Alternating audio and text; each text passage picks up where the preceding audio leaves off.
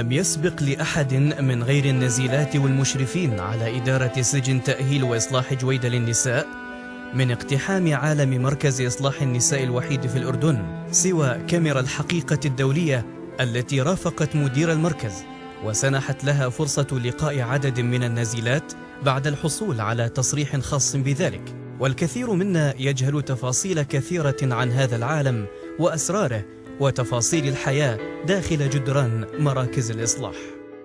وخلال جولتنا رصدت كاميرا الحقيقة الدولية بالصوت والصورة مرافق المركز والدورات التأهيلية التي تقدم للنزيلات من خلال المشاغل الحرفية والبازار الخيري والمكتبة وصالون تجميل وأجهزة كمبيوتر وخدمة الإنترنت وكذلك مدرسة لتعليم محو الأمية.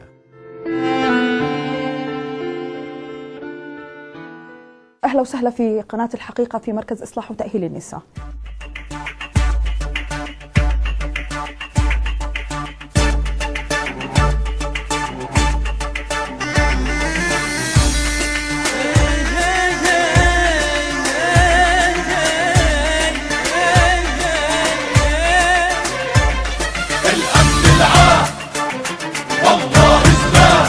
الاستراتيجية اللي نتبعها هي منبثقة من القانون اللي احنا انوجدنا من خلاله، هو إصلاح وتأهيل نزلاء مراكز الإصلاح.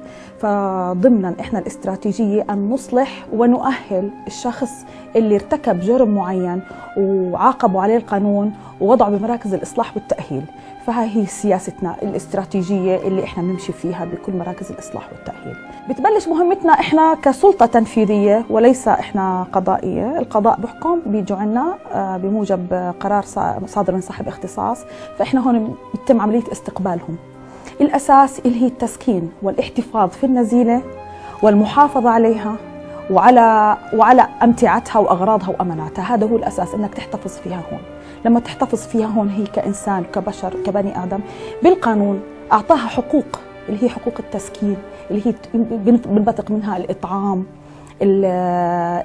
المبيت، بنبثق منها الرعاية اللي أنت سألت عنها. هاي الشغلة الثانية سألت عنها شو الرعاية اللي بنقدمها. طبعا هي من ضمن القانون تقدم لها الرعاية الصحية بغض النظر كانت سنية، متابعة من طبيب عام، رعاية صحية نفسية، أي شيء بتطلبوا النزيلة وجودها هون من أمن لها إياه صحيا، من أمن لها كما زي ما حكيت لك المسكن، الملبس، المبيت، وشو بتخلي لها من مرافق زي مثلا السوبر ماركت مأمنينهم انه مرفق في عنا سوبر ماركت اي شيء بيشتهوه من برا بيحبوا يشتروا، ففي عندهم هم زاويه خاصه بيشتروا منها احتياجاتهم. في عندنا فرن حلويات اشتهوا شغله معينه، احنا هون باشراف من طاهيات من عندنا بنعمل لهم هاي الشغلات وبنأمن فيها، بضلهم هم يعني بشر وبتمنوا شغلات معينه.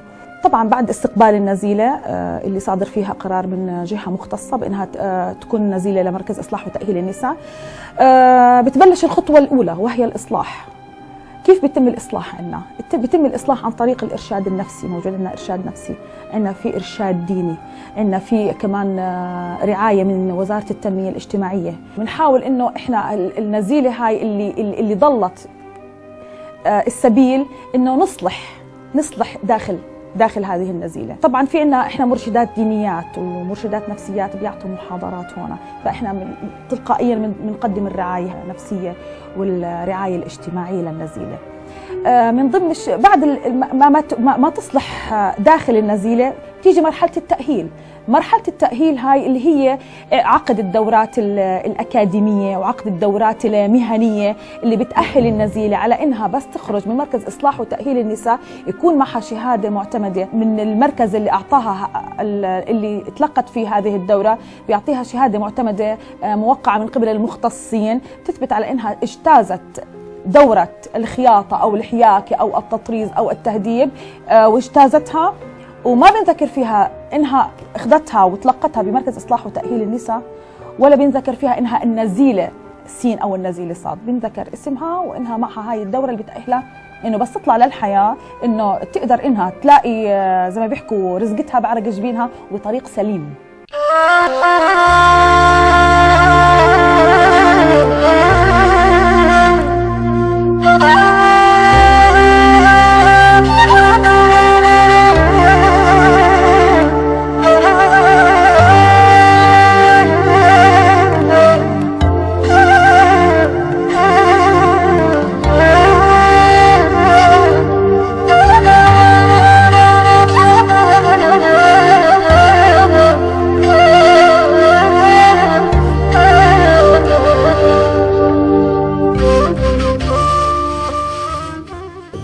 قلتي شو العقوبة اللي حكم عليك فيها؟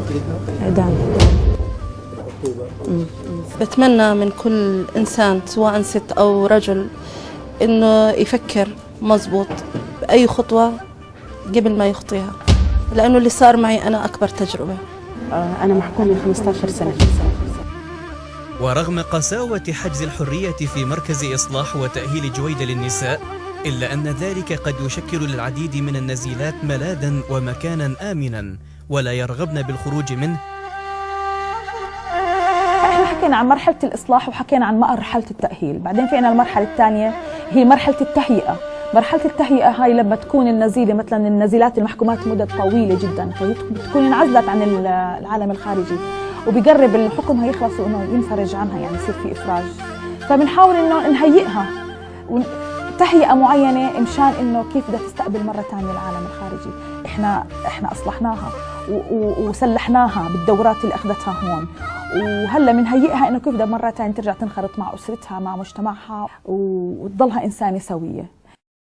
كثيرة هي المشاهدات التي تعلق في ذهن زائر مركز إصلاح وتأهيل جويدة للنساء، ولعل أشدها وطأ على الذاكرة هي الجلوس والتحدث مع نزيلات روين جزءا من تجربتهن التي أودت بهن إلى هذا المكان، حيث يفقد الإنسان فيها حريته ويبتعد فيه عن عالمه الطبيعي. بتمنى أشوف أولادي، بتمنى إنه يفهموا الصحيح، بس أشوف أولادي على خير، بس إن شاء الله وربنا يسامحني على اللي أنا سويته. بس أشوف أولادي أهم من الدنيا كلها، ما بدي شيء.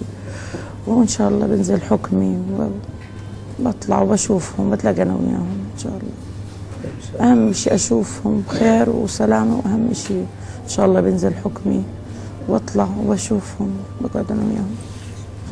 وهذا يعني أنا ندمانة كثير على اللي أنا سويته، وما بعرف راح يصير فيها هيك راح أنحكم إعدام، راح أنحرم من أولادي، ما بعرف هيك راح يصير فيها. الآن مين بيرعى أولادك؟ أبوهم، أخذهم أبوهم.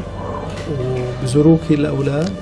يعني زيارات خاصة كل 3 شهور مرة. كيف معنوياتهم؟ هم عارفين الصحيح، هذا الإشي اللي مطمني ومريحني، يعني إنهم عارفين وكانوا موجودين يعني يوم المشكلة. كيف معاملة المرتب هون في مركز إصلاح؟ الحمد لله رب العالمين، كتير كتير كويس. هذا الإشي اللي مطمنه ومريحنا نفسيا. يعني بتمنى من كل إنسان سواء ست أو رجل إنه يفكر مزبوط بأي خطوة قبل ما يخطيها. والله قدمت استدعاء إني أكمل الثانوية العامة. نعم. والحمد لله يعني هون ساعدوني إني يرفعوا لي إياها الاستدعاء وكملت الحمد لله. وتجاوزت الامتحان الثانوية العامة؟ وجبت معدل، وإن شاء الله طمحا إني أكمل إن شاء الله.